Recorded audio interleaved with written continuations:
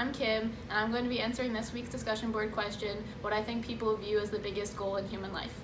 So here I have a picture, and it has a quote of Aristotle's view and how he thinks happiness is the ultimate goal, which I'll get to later. So what I think people view as the biggest goal in human life is to reflect on their life and to be something they're proud of, to look back and to be content with the choices they made to get them to where they are today. And if in the end they're ultimately happy with how they leave things on earth, even if it is not exactly what they had planned.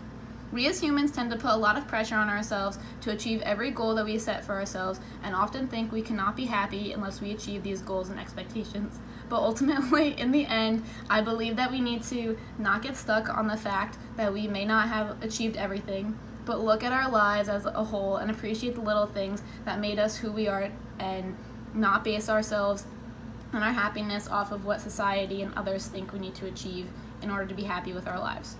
In addition, by looking at the little things in life, we can see how far we have come and how hard we have worked to get to where we are, which is still something we should be proud of, and something we can use to motivate us towards future goals and working towards happiness.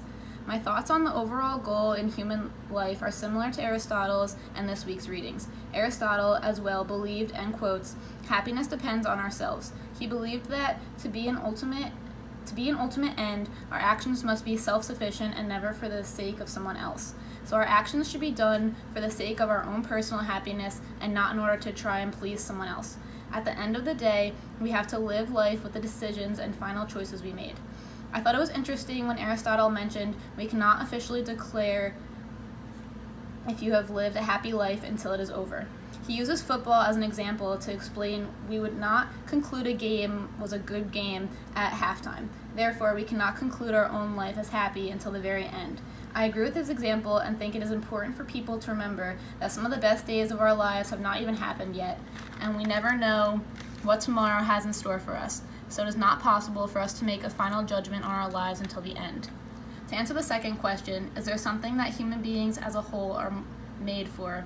I believe that it depends on the individual's perspective of life and their own religion, thoughts, and beliefs. Personally, I believe that each person on earth has a purpose, whether they choose to believe so or not, and I believe that everything that happens must happen for a reason, even if it is not always easy or what we initially wanted. Everything that happens in our lives is ultimately bringing us to where we need to be and what God has planned for us.